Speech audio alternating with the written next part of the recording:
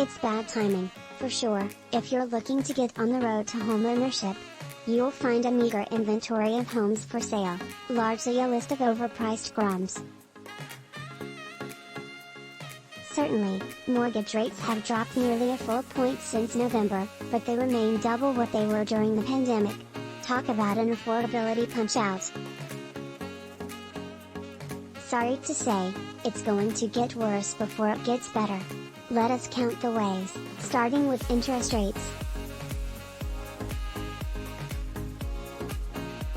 Related, falling mortgage rates bring some home buyers back to market. On February 1st, the Fed raised its benchmark rate just a quarter percentage point, a mere 48 hours before hiring news would ricochet across the markets. The Labor Department on February 3rd reported a 3.4% unemployment rate, its lowest level in nearly 54 years, as employers added 517,000 new jobs. 5 days later, Federal Reserve Chairman Jerome Powell had to eat crow following his previous transitory inflation remarks.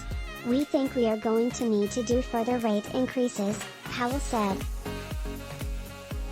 The labor market is extraordinarily strong. To be fair, nobody was expecting the hiring pace to be so red hot.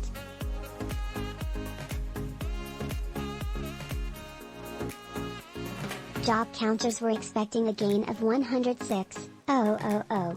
The Fed would have raised rates 1/2 point if the data came out sooner, ahead of the Fed meeting, said Raymond Sfeir, director of Anderson Center for Economic Research at Chapman University. The financial markets had already built in a 1/4% prime rate increase for both the March and June Fed meetings, projecting the prime rate would land at 8.25%. Now it's looking more like we'll see 8.5% this year, perhaps another quarter raise at the Fed's September meeting.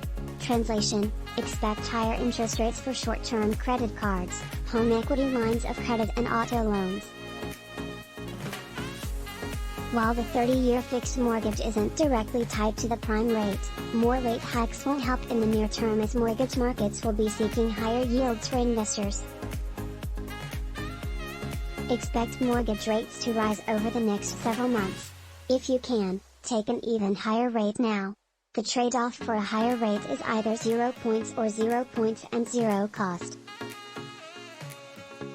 Plan on knocking your rate way down by refinancing in late 2023. Powell has been saying for months that job losses will be the roadkill consequential to fighting inflation, getting us back to a 2% inflation rate. What does that do for home buying confidence, first-timer or not?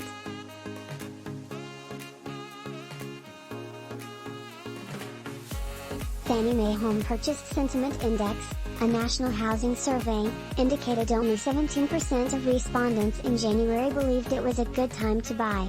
For consumers, the same affordability issues are persisting, as they continue to indicate that home prices and high mortgage rates make it a bad time.